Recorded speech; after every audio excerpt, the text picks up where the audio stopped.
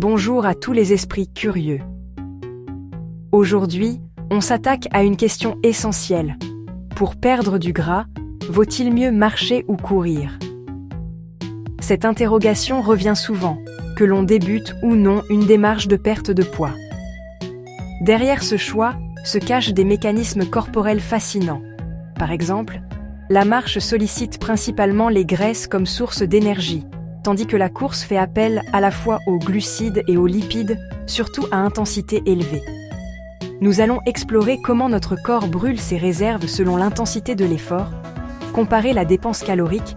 Par exemple, une personne de 70 kg brûle environ 300 calories en marchant 1 heure à 5 km/h contre 600 calories en courant à 10 km/h, et voir comment choisir l'activité la plus adaptée à vos objectifs, à votre condition physique et à vos préférences. Par exemple, la marche est idéale pour les débutants ou ceux qui souhaitent préserver leurs articulations, tandis que la course permet de gagner du temps et d'augmenter l'intensité. Prêts à découvrir quelle activité vous conviendra le mieux pour brûler un maximum de graisse? C'est parti! Si ce sujet vous intéresse, pensez à liker la vidéo et à vous abonner pour ne rien manquer. Et dites-moi en commentaire ce que vous préférez, la marche ou la course. Si vous n'avez rien de particulier à dire mais que vous souhaitez soutenir la chaîne, écrivez simplement « savoir » en commentaire, ça fait toujours plaisir et ça aide énormément. Merci à tous et on continue. Pour comprendre la perte de gras, il est essentiel de savoir comment notre corps gère et utilise ses réserves d'énergie au quotidien. Chaque aliment que nous consommons apporte des calories qui sont transformées en énergie utilisable par nos cellules. Les glucides, les lipides et les protéines sont digérés, puis stockés sous forme de glycogène dans le foie et les muscles, ou de graisse dans le tissu adipeux. Lorsque nous consommons plus de calories que nécessaire, l'excédent est d'abord stocké sous forme de glycogène, mais la capacité de stockage est limitée.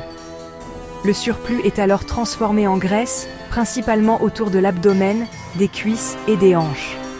Pour perdre du gras, il faut créer un déficit calorique, c'est-à-dire dépenser plus d'énergie que ce que l'on consomme. Cela peut se faire en augmentant l'activité physique, en réduisant les apports alimentaires, ou les deux. Quand le corps manque d'énergie, il commence par utiliser le glycogène stocké dans les muscles et le foie. Une fois ces réserves épuisées, il se tourne vers les graisses pour produire de l'énergie. L'activité physique accélère ce processus. Mais le type d'effort joue un rôle clé. Lors d'un effort modéré et prolongé, comme la marche rapide ou la randonnée, le corps privilégie l'utilisation des graisses comme source d'énergie. Par exemple, une marche rapide de 45 minutes permet de puiser principalement dans les réserves de graisse, ce qui est idéal pour la perte de masse grasse sur le long terme. À l'inverse, lors d'efforts intenses comme la course à pied rapide ou le sprint, le corps utilise surtout les glucides, car ils fournissent de l'énergie plus rapidement. C'est pourquoi les sportifs de haut niveau consomment souvent des aliments riches en glucides avant une compétition. En résumé, comprendre ces mécanismes permet d'adapter son activité physique et son alimentation pour optimiser la perte de graisse, en choisissant le bon type d'effort et en surveillant ses apports caloriques au quotidien. À durée égale, la course brûle nettement plus de calories que la marche. Par exemple, une personne de 70 kg brûle environ 600 calories en courant 1 heure à 8 km/h contre 300 calories en marchant à 5 km/h. Mais la réalité est plus nuancée. La dépense calorique dépend de nombreux facteurs: poids, vitesse, durée et même le terrain. Beaucoup trouvent d'heures plus facile de marcher longtemps que de courir régulièrement sans se blesser ou s'épuiser. La course, surtout à haute intensité, augmente le risque de blessures comme les tendinites ou les entorses. Sur une semaine, une marche quotidienne peut brûler plus de calories qu'une course occasionnelle. Par exemple, marcher 30 minutes chaque jour totalise 210 minutes par semaine, contre une seule sortie de course de 45 minutes. L'intensité joue aussi un rôle crucial. La course sollicite principalement les glucides comme source d'énergie, tandis que la marche, surtout rapide, favorise la combustion des graisses.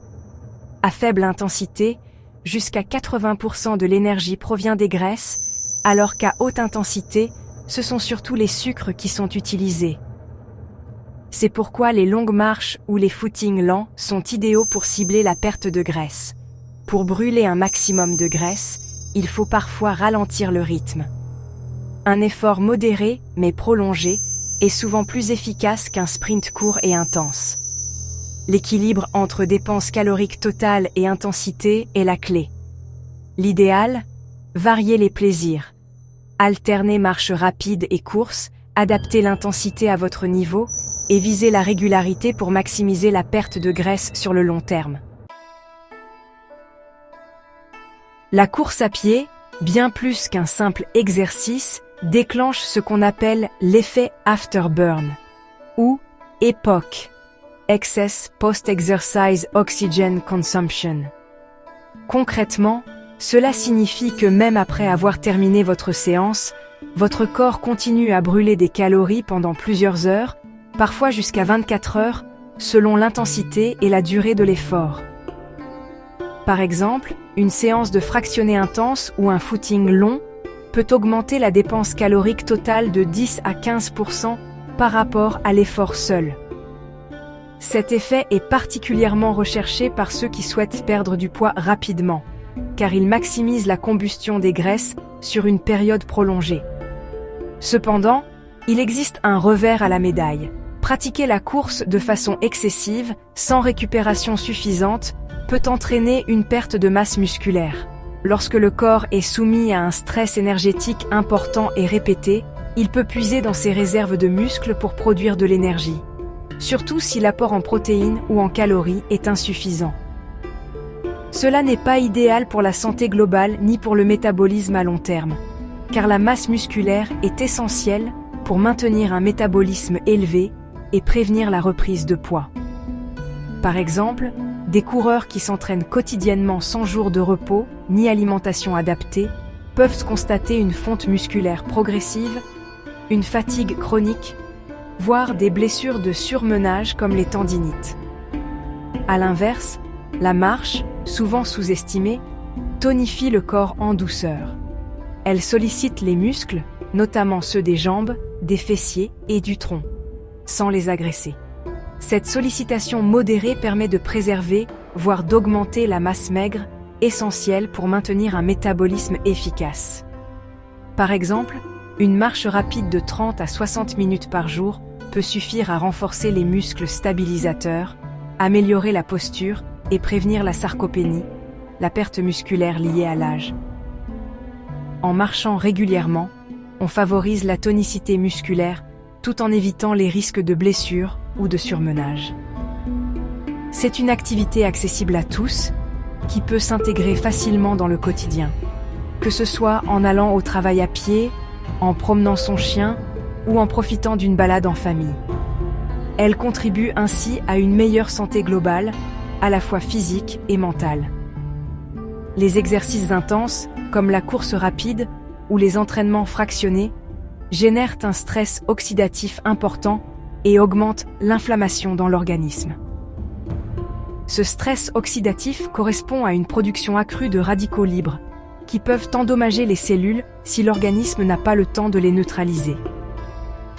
Si la récupération n'est pas suffisante, ce stress peut s'accumuler et nuire à la santé, affaiblissant le système immunitaire, ralentissant la progression sportive et augmentant le risque de maladies chroniques. Par exemple, des études montrent que les athlètes qui négligent la récupération présentent plus de rhume, de troubles du sommeil et de blessures.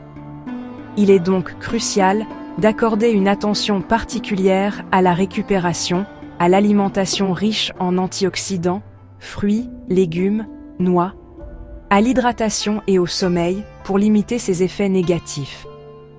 Des techniques comme les étirements, la méditation ou les massages peuvent aussi aider à accélérer la récupération. La marche, en tant qu'activité modérée, limite considérablement ce stress oxydatif. Elle favorise la récupération active, c'est-à-dire qu'elle stimule la circulation sanguine et l'élimination des déchets métaboliques sans ajouter de charges supplémentaires à l'organisme. De plus, la marche renforce les défenses antioxydantes naturelles du corps, notamment grâce à une meilleure oxygénation des tissus. Pratiquée régulièrement, elle contribue à une meilleure gestion du stress, à une diminution de l'anxiété et à une santé durable. Par exemple, une simple promenade de 20 minutes en pleine nature peut réduire significativement le taux de cortisol et améliorer l'humeur, selon plusieurs études en psychologie de la santé.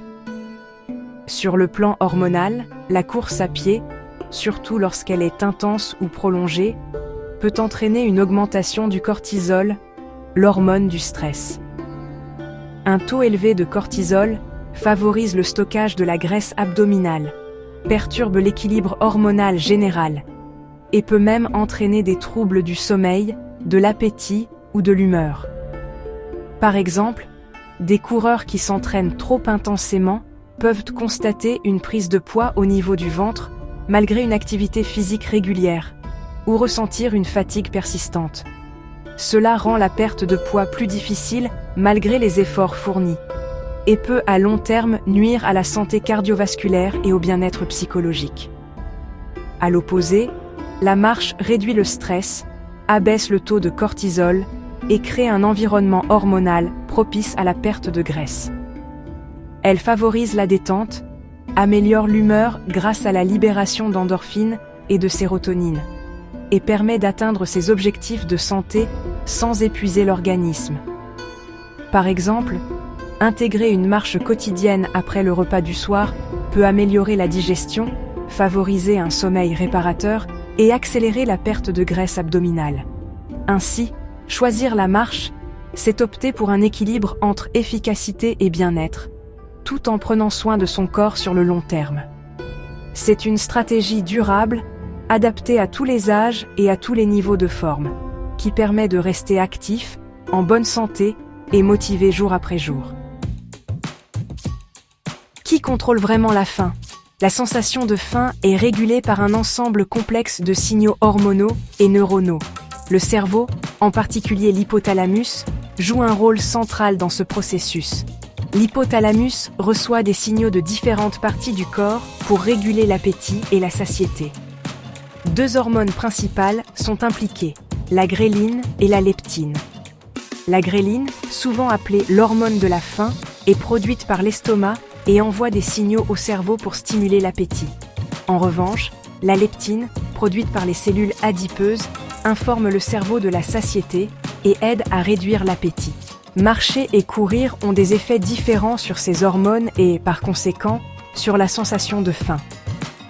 La marche, une activité modérée, tend à maintenir les niveaux de gréline relativement stables, ce qui peut aider à contrôler la faim. Par exemple, une promenade de 30 minutes peut ne pas provoquer de pic significatif de gréline, vous permettant de mieux gérer votre appétit. En revanche, courir, une activité plus intense, peut augmenter temporairement les niveaux de gréline, ce qui peut entraîner une augmentation de l'appétit après l'exercice. Par exemple, après une course de 5 km, vous pourriez ressentir une faim accrue. Cependant, il est important de noter que l'exercice, qu'il s'agisse de marcher ou de courir, améliore globalement la sensibilité à la leptine, ce qui peut aider à mieux réguler l'appétit à long terme. Une meilleure sensibilité à la leptine signifie que votre corps est plus efficace pour signaler la satiété au cerveau, réduisant ainsi les risques de suralimentation. En fin de compte, comprendre ces mécanismes peut vous aider à choisir l'activité physique qui correspond le mieux à vos objectifs de perte de poids et de gestion de la faim. Par exemple, si vous cherchez à contrôler votre appétit tout en perdant du poids, une combinaison de marche régulière et de courses occasionnelles pourrait être idéale. La course à pied, en raison de son impact élevé sur les articulations, augmente significativement le risque de blessures comme les tendinites, les entorses ou les douleurs aux genoux et aux chevilles. Après une séance intense, le corps a besoin de temps pour récupérer. Il faut parfois plusieurs jours pour que les muscles et les articulations se réparent, ce qui peut freiner la régularité de l'entraînement. Beaucoup de personnes abandonnent la course après quelques semaines ou mois, découragées par des douleurs persistantes ou des blessures récurrentes, ce qui entraîne une perte de motivation et d'habitude. À l'inverse, la marche est une activité naturelle, à très faible impact, qui sollicite en douceur les muscles et les articulations. Elle est accessible à tous, quel que soit l'âge ou le niveau de forme physique, et présente un risque de blessure extrêmement faible, même pour les personnes en surpoids ou débutantes. Cette sécurité permet d'être constant. Il est possible d'intégrer la marche dans sa routine quotidienne, que ce soit le matin, pendant la pause déjeuner ou le soir. Marcher chaque jour est plus facile à maintenir sur le long terme, même en cas de météo défavorable ou d'emploi du temps chargé, contrairement à la course qui demande souvent plus de préparation et de motivation. Beaucoup trouvent difficile de courir plusieurs fois par semaine sans ressentir de fatigue excessive ou de lassitude, alors que la marche reste agréable et soutenable. La récupération après la marche est rapide. On peut marcher tous les jours sans craindre le surmenage, ce qui favorise une dépense calorique régulière et un bien-être général. La régularité, c'est-à-dire la capacité à maintenir une activité sur le long terme, est bien plus efficace pour la perte de gras que l'intensité ponctuelle. De nombreux exemples montrent que ceux qui adoptent la marche quotidienne obtiennent des résultats durables, car ils peuvent persévérer sans interruption, ce qui est la véritable clé d'une perte de gras efficace et durable. Les études scientifiques sont formelles. Pour une dépense énergétique équivalente, la marche réduit davantage les risques de maladies chroniques que la course à pied. Par exemple, une méta-analyse publiée dans le British Journal of Sports Medicine en 2022 a démontré que la marche régulière, à raison de 30 à 60 minutes par jour, diminue significativement l'incidence du diabète de type 2, de l'hypertension et de certains cancers. Cela peut sembler surprenant, mais la marche, grâce à son impact doux sur les articulations et sa facilité d'intégration dans la vie quotidienne, s'avère être une activité physique particulièrement bénéfique pour la santé globale. Elle favorise la longévité, améliore la santé cardiovasculaire, réduit le stress et contribue à la prévention de la dépression. De plus, la marche est accessible à presque tout le monde, quel que soit l'âge ou la condition physique, et peut être adaptée en intensité selon les besoins individuels. Dans les fameuses zones bleues, ces régions du monde où l'on vit plus longtemps que la moyenne, l'activité physique est modérée et intégrée naturellement au quotidien, principalement sous forme de marche. À Okinawa, par exemple, les habitants parcourent en moyenne 8 000 à 10 000 pas par jour, souvent en allant au marché, en visitant des amis ou en s'occupant de leur jardin. En Sardaigne, les bergers marchent quotidiennement dans les collines, ce qui contribue à leur excellente santé cardiovasculaire. Les habitants n'ont pas besoin de s'inscrire à la salle de sport. Ils marchent pour aller au marché, rendre visite à des amis ou simplement profiter de la nature. Cette régularité, ancrée dans la culture locale, contribue à leur remarquable espérance de vie et à une prévalence très faible de maladies chroniques. Les témoignages abondent. Beaucoup de personnes réussissent à perdre du poids durablement grâce à la marche, sans frustration ni blessure. Par exemple, une étude menée sur 300 participants en surpoids a montré que ceux qui marchaient au moins 7500 pas par jour pendant 12 semaines perdaient en moyenne 5 à 7 kilos, tout en améliorant leur composition corporelle. Contrairement à d'autres activités plus intenses, la marche permet de progresser à son rythme, de rester motivé et de préserver son corps. Elle favorise aussi le bien-être mental, car marcher en plein air, seul ou accompagné, aide à se ressourcer, à réduire l'anxiété et à se reconnecter à soi-même. De nombreux groupes de marche se créent aujourd'hui, permettant de renforcer le lien social et de maintenir la motivation sur le long terme. Prenons l'exemple de Nathalie. Après avoir échoué à courir à cause de douleurs articulaires, elle a choisi de marcher chaque jour.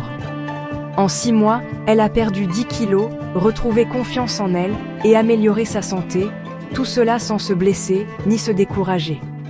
Elle a intégré la marche dans sa routine quotidienne, en allant au travail à pied, en marchant après les repas et en participant à des défis de pas avec ses amis. Son histoire inspire de nombreuses personnes à adopter la marche comme mode de vie, prouvant qu'il n'est jamais trop tard pour commencer et obtenir des résultats durables. Une étude anglaise récente a même montré que la marche rapide régulière est plus efficace pour contrôler le poids que la course pour la majorité des gens. Les chercheurs ont observé que les personnes pratiquant la marche rapide au moins 5 fois par semaine présentaient un indice de masse corporelle, IMC, plus bas, et une meilleure santé métabolique que les coureurs occasionnels. En effet, la marche rapide sollicite le corps de façon optimale, sans provoquer de fatigue excessive ni de blessures fréquentes, ce qui permet de maintenir cette habitude sur le long terme. L'alternance entre marche lente et rapide, appelée interval walking, peut également booster la dépense calorique et améliorer l'endurance. La science et l'expérience convergent.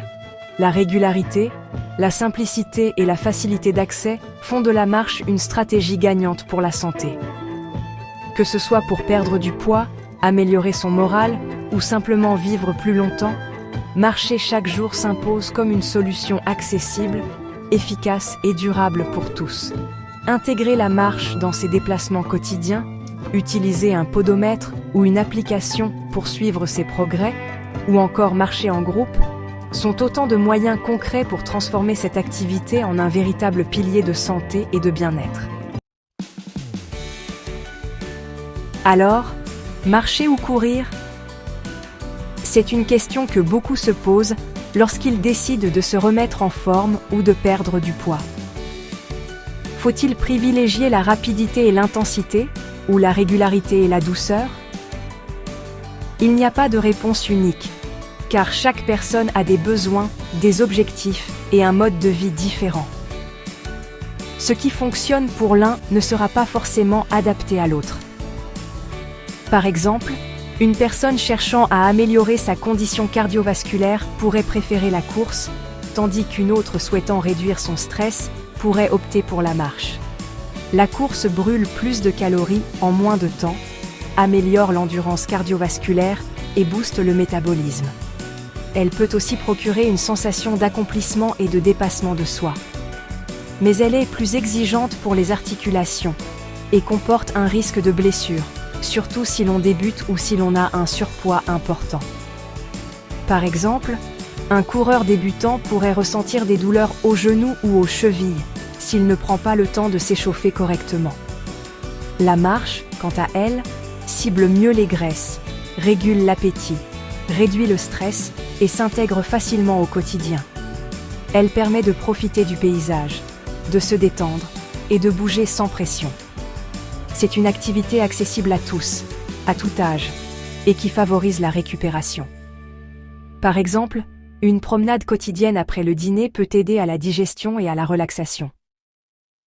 Pour la plupart des gens, surtout les débutants ou ceux en surpoids, la marche est la meilleure option pour une perte de gras durable et sans danger. Elle permet de créer une habitude saine, sans découragement ni douleur. Par exemple, une personne en surpoids pourrait commencer par des promenades de 20 minutes et augmenter progressivement la durée à mesure que sa condition physique s'améliore. La constance est le vrai moteur du changement. Ce n'est pas la vitesse, mais la régularité qui fait la différence sur le long terme.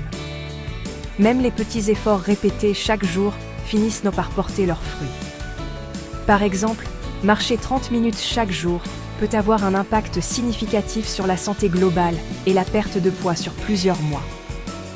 Choisissez l'activité qui vous plaît, qui vous motive, et que vous pouvez pratiquer régulièrement sans contrainte.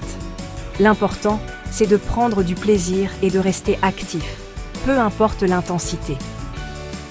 Par exemple, si vous aimez écouter de la musique ou des podcasts, cela peut rendre vos séances de marche ou de course plus agréables et motivantes. Une combinaison de marche quotidienne et de quelques séances de course peut aussi être idéale pour varier les plaisirs, progresser à son rythme et éviter la monotonie. Par exemple, vous pourriez marcher les jours de semaine et courir le week-end pour diversifier votre routine. L'essentiel, c'est d'être patient, régulier, et de se rappeler que chaque pas, chaque foulée, vous rapproche de votre objectif. Peu importe la vitesse, c'est la persévérance qui vous fera gagner sur le long terme. Par exemple, en maintenant une routine régulière, vous verrez des améliorations notables dans votre condition physique et votre bien-être général au fil du temps. Merci d'avoir regardé. Si tu veux faire partie de la prochaine exploration, pense à t'abonner et à activer la cloche de notification. Et comme toujours, continue à apprendre.